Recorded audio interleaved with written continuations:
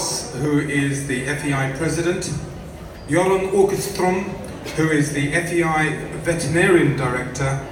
We also have Thomas Timmons, who is the President of the Endurance Veterinary Commission, and we also have present in the room for Sharon Decker, who is the Tryon International Equestrian Centre COO.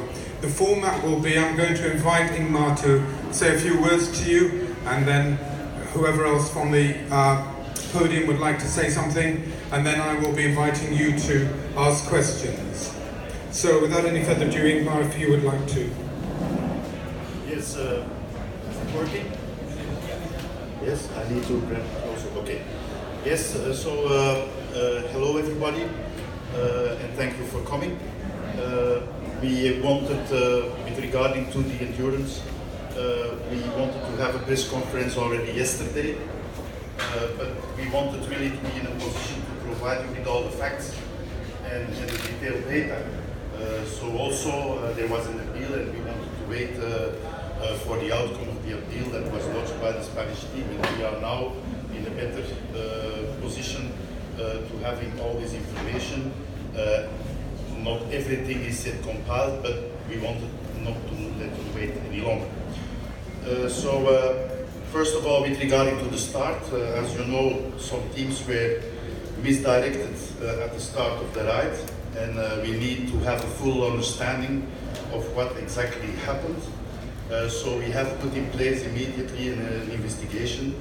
There are here in Tryon on the side 2 members of the independent equestrian community integrity unit, and they are conducting a full investigation into the circumstances surrounding this, and we will make these findings public once the FEI Bureau has seen the report.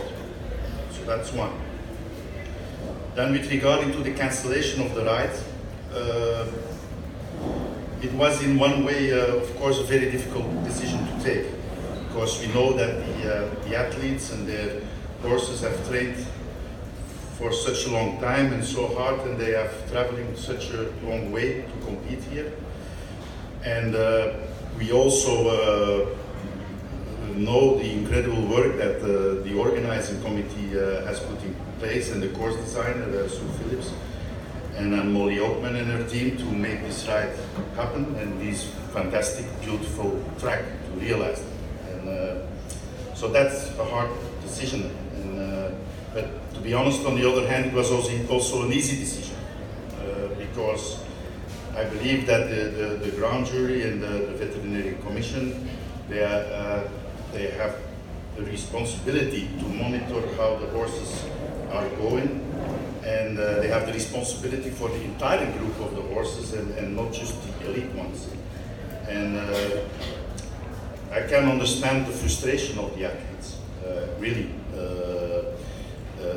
It's really a hard decision for them, and of course unpopular. But I think our sports, our officials, they have saved our sport. They put really horse welfare on the first place, and this is, as you know, our priority. We have been maybe criticized a lot in the past for this, and I think during the ride it was proven that horse welfare is our top priority. Because as soon that we saw that the scientific climate data came in, and we saw the clinical signs of the horses that were presented at the vet gate, we called immediately an emergency meeting with the president of the ground jury, the technical delegate, the veterinarians, and the organizers, and then the decision was to stop the ride. Of course, the official data of the competition is still validated, and it takes some time, but it's absolutely vital that the process is done correctly, as they are used to trigger also the mandatory rest periods, and the rest periods will apply according to the rules, Article 115.3, based on the distance covered, plus any additional days for lameness, metabolical issues, treatment, and the history of the horse. So that's with regard to the cancellation of the competition. Again, for me personally, also I fully support the decision. It was really in the of our sport and in the interest of the welfare of the horses. Regarding the appeal, so there was an appeal launched by the Spanish team, and they asked basically to award medals to the leading drivers and teams when the competition was cancelled, of course. So the appeal was dealt with by a 3-person appeal committee yesterday, and this appeal committee is here in Tryon.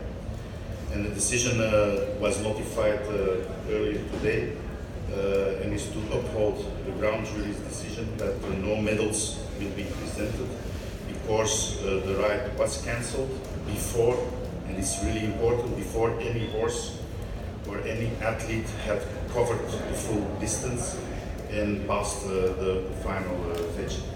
So the appeal committee validated, confirmed the validity of the official's decision to cancel the competition. So maybe I would like to invite first our FEI veterinary director, Tryon, to give a little bit of an explanation about the situation. Thank you, Ignan. As always, all horses that started in the official competition went through a first horse inspection by FEI vets, where they determined if these horses were fit to compete. 15 horses were actually not allowed to continue from this first horse inspection, and they did not start in the 120-kilometer ride. Further to those, there were another 4 horses withdrawn. They passed the vet check, but they were withdrawn before the start.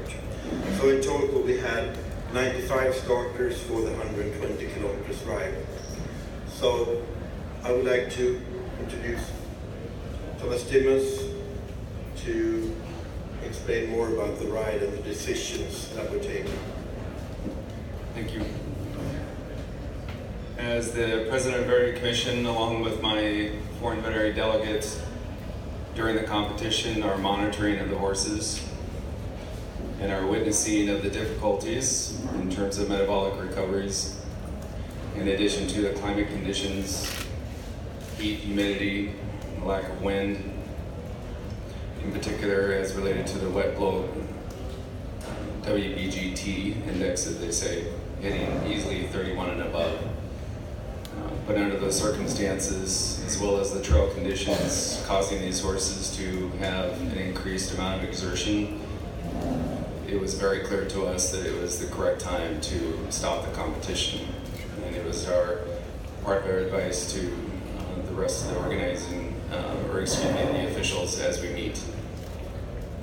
All this knowing full well the implications and the consequences, but welfare being the #1 circumstance, without question. Right, ladies and gentlemen, you've had that. My colleague had. Oh, sorry, Jon. I regret to inform that we just have received information from the veterinary services manager that one horse owner has elected, in consultation with the veterinarians at Tryon Equine Hospital, to euthanize a horse following the competition.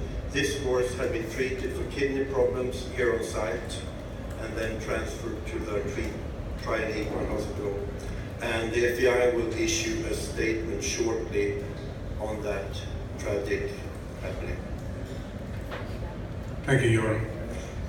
We are now going to throw it open to the floor. My colleague has got a microphone there. Can I please ask you, before you ask your question, if you could identify yourself and the media outlet for whom you are working. So can I take the lady here, Jemima, if you'd like to come down to the front here, please. And I'll come. They're just there behind. Yeah. Would it be possible for us, the media, to get first of all a proper exact results until the moment of the cancellation? Who was still in the race? How was the provisional placing of that time? Who was taken out and for what reasons? As I said in my introduction, we will provide that information as soon as it is definitely validated.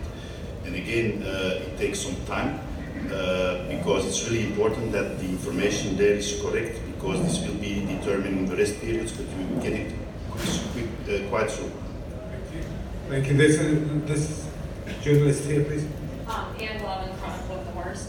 We spoke with some riders, and there was some feeling among them that the ride was canceled. Yes, the weather was hot, but some horses were still going strong. There's still 50 horses in the race, and they said it was more an issue that some people were riding irresponsibly or too quickly, and their horses had to be put in the vet care. But they feel that the race could have continued, and that's why there was so much emotion and kind of upset people at the end of the race. What is your guys' feeling on both how riders handled the race being called off and the sentiment that it could have gone on and that there were still healthy horses that were handling the trail fine and could have completed?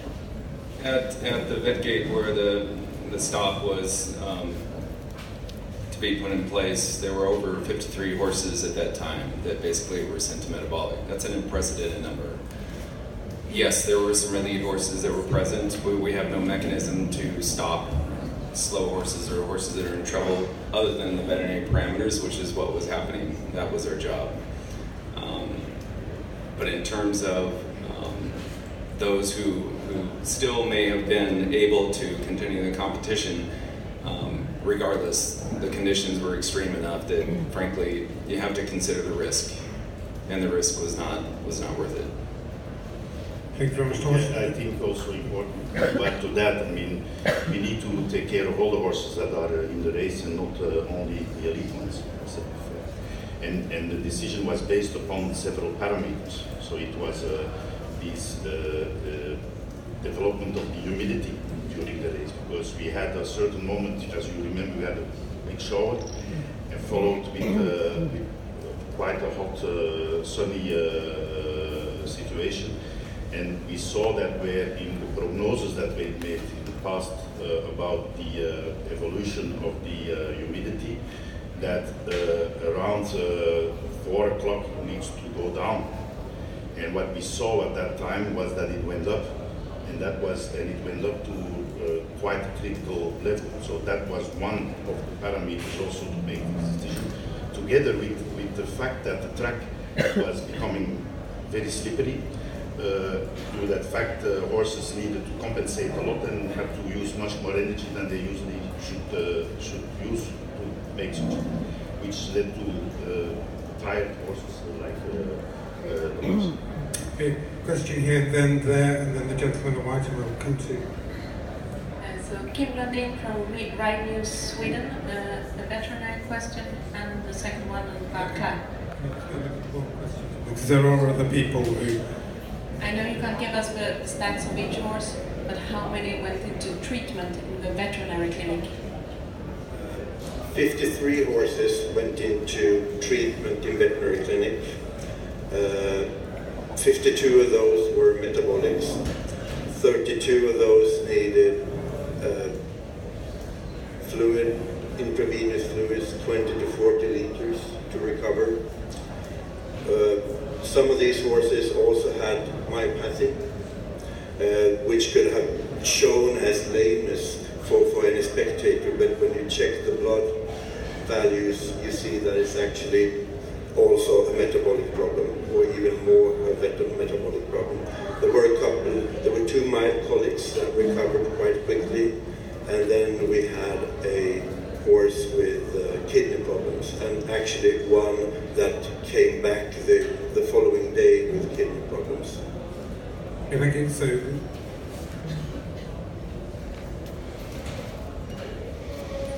Pamela Yanga, International Alliance of Equestrian Journalists. I have 2 questions. One was... Could you limit it to just one of them? Because there's an awful lot of people who would like to ask questions. They're both related. Okay. How, where, and how many horses were misdirected? How did that happen? And the second part of the question is, how many people were given incorrect behavior cards or warnings after the event?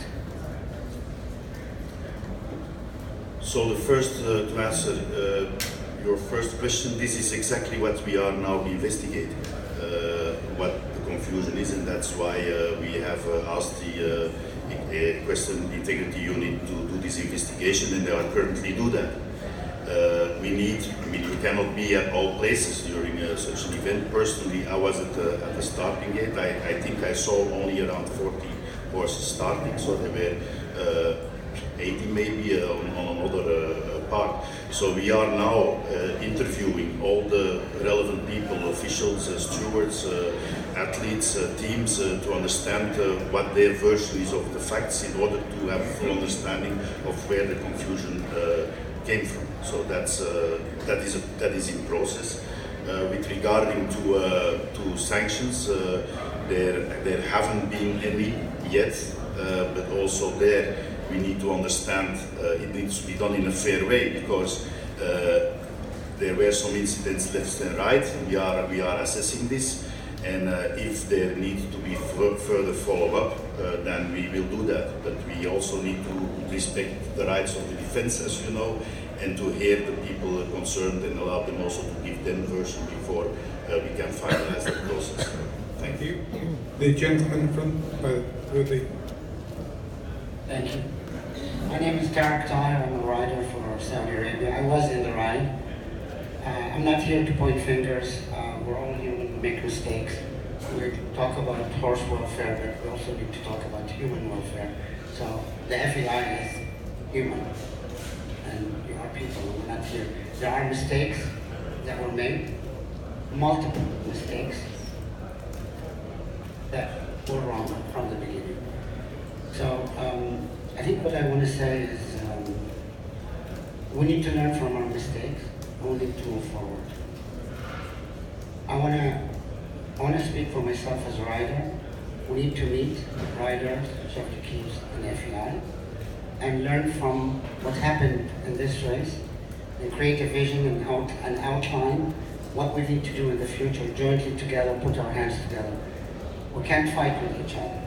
We need to work together. Thank you very much. I need to just say one more thing. Please, there is a question. Yes.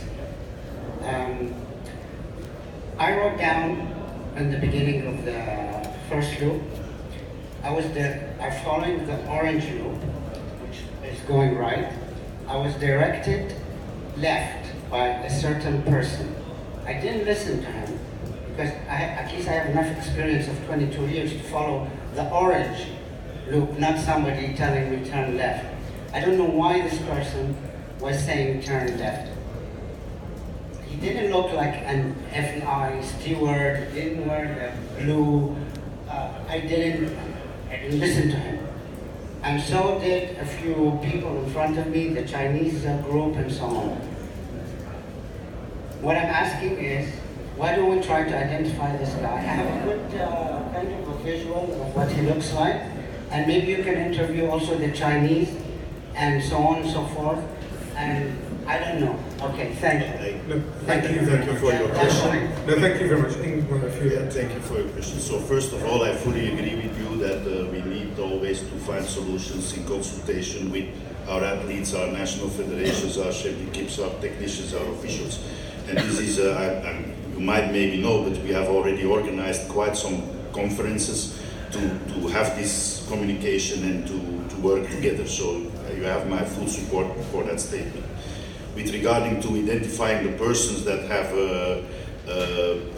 have made mistakes, this is exactly what we are doing now. We are assessing, and also your chef de mission has received the contact details of the people of ECIU. So please, if you want to contribute to that process, I would like to invite you to come to the FEI tent, and we will direct you to the people of ECIU.